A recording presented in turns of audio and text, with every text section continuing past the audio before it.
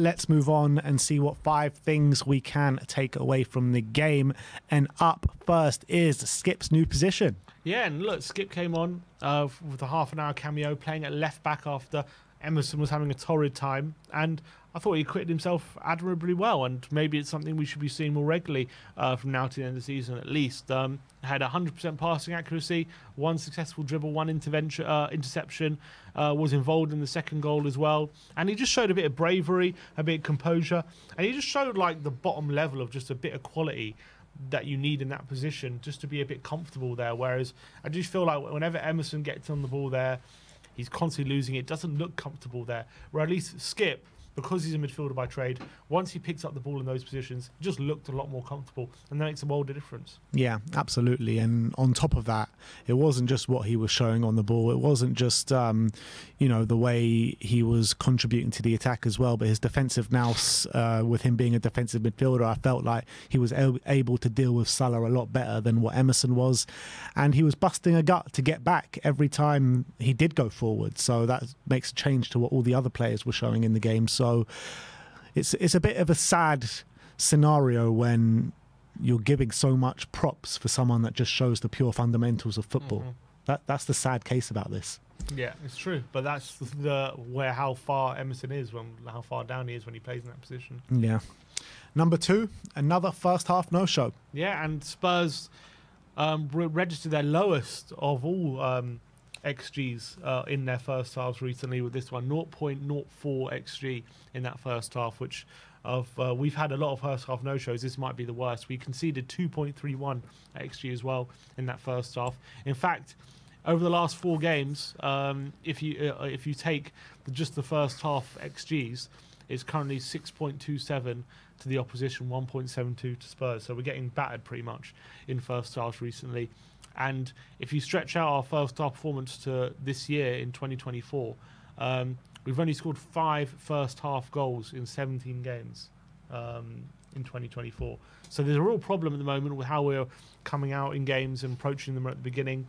For one reason or another, it needs Ange to change it, or needs those words from Ange at half-time to change how we're playing. But it just begs the question what we're doing week to week on the training pitch, and how we're planning for games, because it's almost as if the same thing keeps happening, and whatever Ange does, it just doesn't seem to change. Yeah. And that's a worry. It is a massive worry. It really is. I mean, we all thought coming into this season we'll take a few batterings, and we thought maybe at the beginning we'll take a few batterings and we'll get progressively better throughout the season. But what it looks like now is that the first 10 games of the season was a manager bounce. We got swayed off course with all those injuries, and now we're just showing a level of a team that what we thought maybe at the start of the season, brand new manager, losing Harry Kane, going to be completely blunt going forward, and you know, with the whole heap of problems basically at a team at the start of a project that maybe that we saw Arsenal showing, that we saw some other teams showing. The thing that gets me is that the lack of fight and lack of belief within these players, and we are getting progressively worse throughout the season, and I just don't understand why. In terms of if I compare the second half XG to the first half, there is a quite a big, well, it's a difference. This in the second half, Spurs have a 4.12 XG over the last 4 games, and the opposition have 3.18. So we are winning second halves, but there's a massive gap in the first half. So we're getting battered in those first halves, and as long as that keeps happening, you're never going to keep turning it around in the second half. Yeah, and if you judge the league table just by first halves, we'll be sitting 12th this season, behind Manchester United, Bournemouth, Brighton, Palace, West Ham, and then the rest of the top 6. So that's definitely a hard one to take. So, I mean, it's been a clear problem all season, these first halves. It's not even just recently. Recently, it's got worse in terms of how many chances we're giving up. But first halves have been a problem all season. Let's go on to number 3, and that is teams adjusting. Yeah, and it's quite interesting. Obviously, Spurs yesterday, for the 4th game in a row. We're obviously, the last 4 games, we've played Newcastle away, Arsenal at home, Chelsea away, now Liverpool away. Obviously, 4 of the top teams in the league, 4 very difficult teams, 4 attacking teams.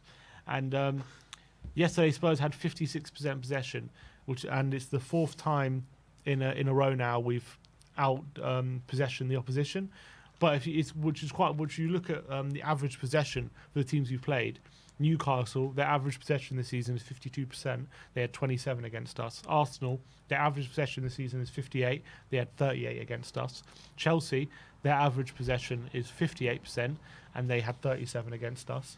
Liverpool, their average possession is 61, and they had 44 against us. So for me, what this tells me is these teams have actively adjusted the way they play to not have less focus on possession. Make sure they're a bit deeper, make sure a bit more resolute, because they know they're going to create chances against us. And it's been working, and it's something that Tottenham are going to have to deal with, especially against better teams who are smarter, knowing that Tottenham are going to come at them, knowing we're going to play the way that we do play. And the fact of the matter is we're not at the level yet where when teams adjust, it doesn't make a difference. And clearly teams are exploiting that at the moment. Yeah, and it's just like whenever we were in our defensive shape and they're attacking us, they've just got so many free men in the box all the time. It just takes one cross from the right, 2 men free at the back post on the left. Same happens when it comes the other way. It's just a complete mess from a defensive shape. It really is. And when you've got midfielders not busting a gut to get back and help out, when you've got wingers not busting a gut to come back and help out, it just leaves us so open, so exposed. And what's the answer here? What is the answer? We need to get better on the ball. We need better players in possession. We need better forward players. That is the answer, in my opinion. I hope so. And I hope that can be delivered this summer. But next up, we're going to be talking about Richarlison's impact. Yeah, and obviously he came off the bench at 4-0 down, and we were really struggling at that point. But he did make a really good impact for the time he was on the pitch. He had 2 shots on target, which was more than any other Spurs player. Obviously set up Son for his goal as well. He got his 11th goal of the season in only 8. He had 18 starts as well, which is a fairly impressive ratio. And it was a really good cameo from him. He was threatening behind. He was a lot of much more of a presence as well. But he wasn't just his goal threat, but his all-round game was really benefiting us as well. So a really good cameo and impact from Richarlison when he came off the bench. Yeah, he always does this at Anfield though, doesn't he? He's always really, he did the same last year, got that goal for the equaliser, I think it was, in the 4-3 game. And I felt like this game was very similar to that game that we played at the back end of last season. Just the only difference is that we didn't get back level to blow it all away again. We just blew it away in the first hour of going 4-0 down. So I think Richarlison definitely stood up for the team yesterday. He showed that aggressive nature, showed that he really wanted it. And you got to say, like, with his goals to games ratio, or goals to minutes ratio, he is having a good season. He is. There'll be a big question mark about what we do with him in the summer. I think there are good cases to be had on both fronts in terms of should we sell or keep. But I think he's at least put himself, with how he's played when he has been called upon, especially since like November time. I think he can confidently say, like, if he does stay, he could have a role to play. Last but not least, the 5th and final takeaway, and that is midfield mistake once again. Well, yeah, for sure. The midfield yesterday was, I think, clearly was started for a specific purpose, and that was to be more combative. It was to make sure that Liverpool weren't dominating the central areas, make sure that we can press high and win the ball in aggressive moments, so we can play the ball in behind quickly. And it just didn't work. I think he made a really bad error because we were.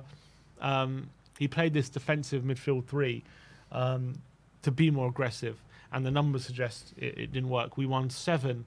Those midfield 3, Basuma, Sarr and Bentancur, won 7 out of 24 ground duels and only made 4 tackles between them. And then going forward, only 1 key pass and 1 shot between them as well.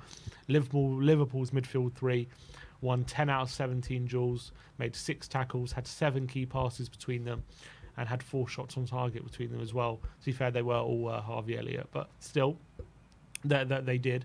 And as well, off the bench, when Maddison and Lo Celso came on, they completed 6 out of 6 ground duels, so they didn't lose a duel, had 1 key pass, 2 shots on target as well. So they did pretty much more. So Maddison and Lo Celso won 6 duels, whereas Basuma, Sarr and Bentancur won 7 out of 24. And this is, I mean, it's not even just a problem in this game. No matter what midfield Ange picks, it's the wrong midfield. And I'm just starting to think like, have we just got the completely wrong profile of midfielders for an Ange system? Because that didn't look like that was the case first half of the season. So what's changed in terms of these midfielders from first half of the season to the second half? It just doesn't make sense to me.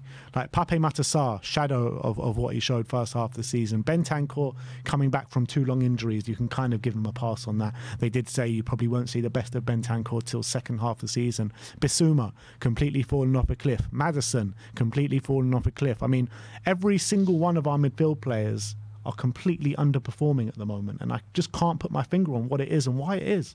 Yeah, that's what I'm saying. It's difficult. It's inexplicable because they've all shown at points to be good midfielders even in this system. And the fact that the more time they've had with it, the worse they're getting. Yeah, it makes no sense. It doesn't make any sense. And Andrew's got to take responsibility for that. Yeah, he does. But those are our 5 takeaways from the game.